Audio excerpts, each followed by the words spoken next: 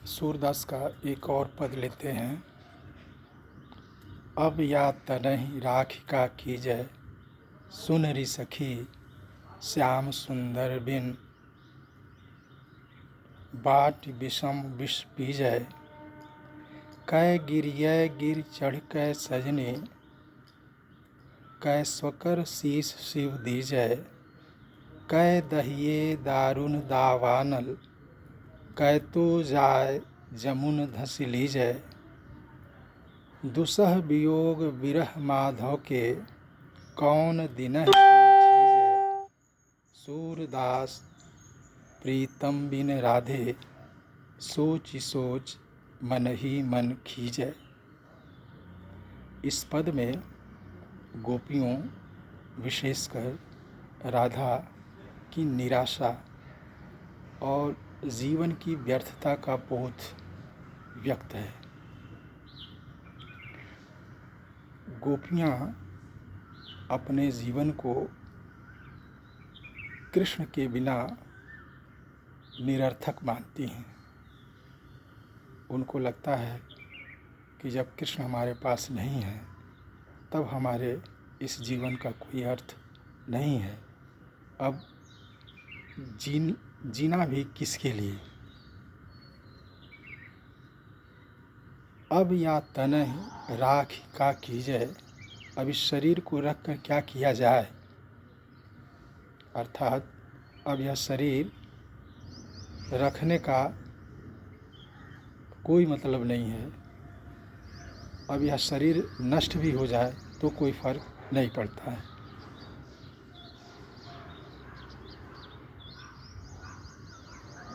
अब या तनहि राख का कीजय, सुन रि सखी श्याम सुंदर बिन, पाट विषम विष पीजय। गोपियाँ कहती हैं कि श्याम सुंदर कृष्ण के बिना हमारा जीवन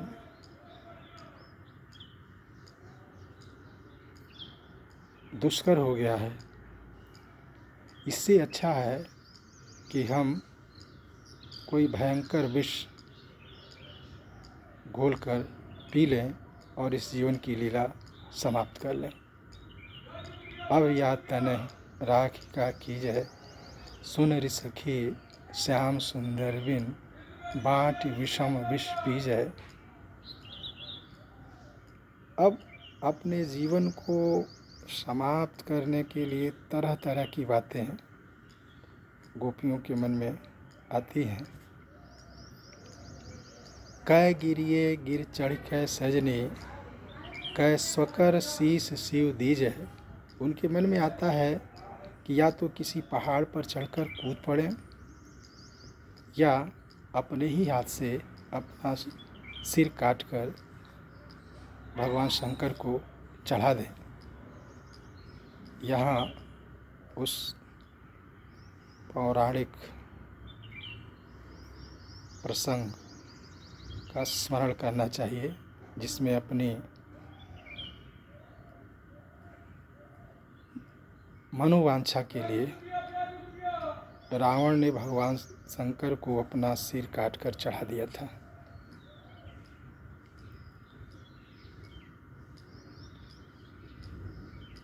गोपियाँ कहती हैं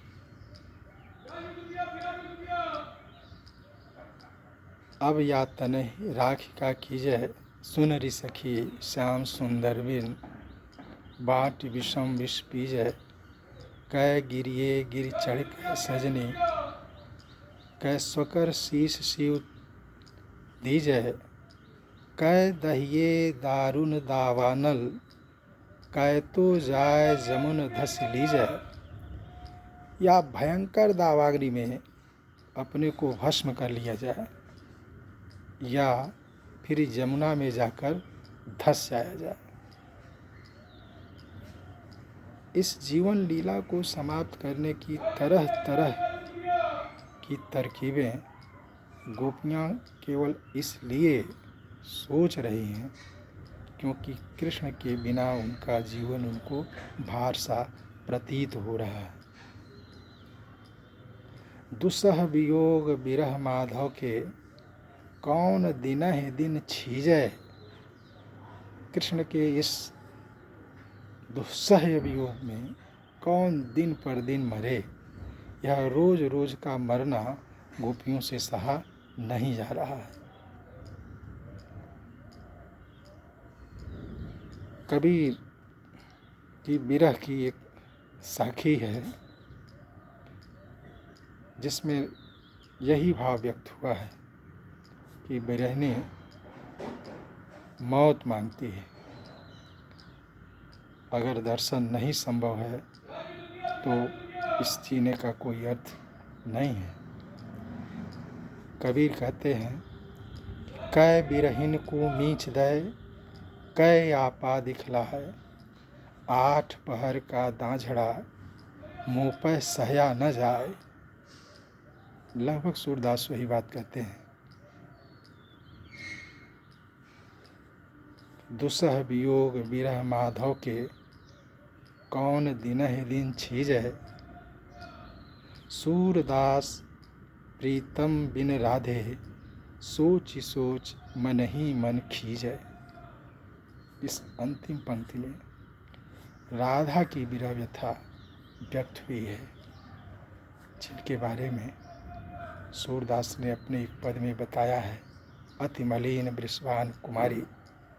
उस पद में आता है, छूटे चिकुर बदन कुम्हिलाने, ज्यों नलिनी हिमकर की मारी। सूरदास कहते हैं, सूरदास प्रीतम बिन राधे, प्रीतम कृष्ण के बिना राधा की जो अवस्था है, राधे सोच सोच मन ही मन खींचे। सोच सोच करके, अतीत की सारी घटनाएं सोच करके मन ही मन खींच रही हैं।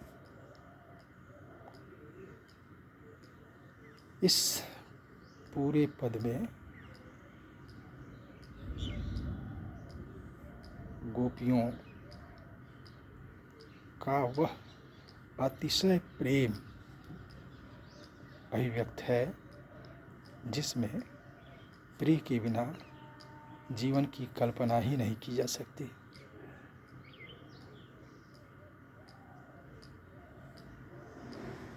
विरह की 11 अवस्थाएं मानी गई हैं। अभिलाषा, चिंता, स्मरण, गुणकथन, उद्वेग, प्रलाप, उन्माद, व्याधि,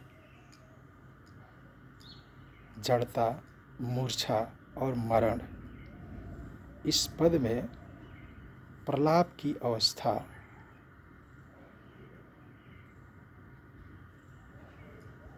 चित्रित है, जिसमें व्यक्ति अंड-मंड बकता रहता है।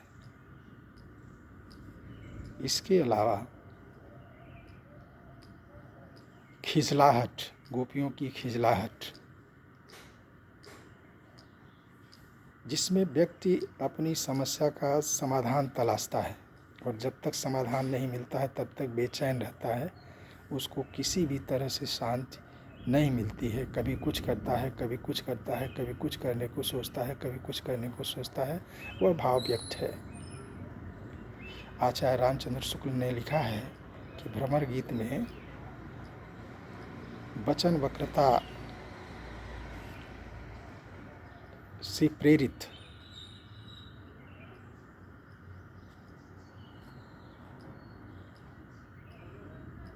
बल्कि यूँ कहें कि प्रेम से प्रेरित हृदय की न जाने कितनी अवस्थाओं का परम मनोहर उद्घाटन सूरदास ने किया है। इस पद में ऐसे ही उस निराशा, खींच, बेचैनी का वर्णन है और इन सब के मूल में प्रेम की वह अतिशयता है जो प्रिय के बिना जीवन की कल्पना नहीं कर सकता। धन्यवाद।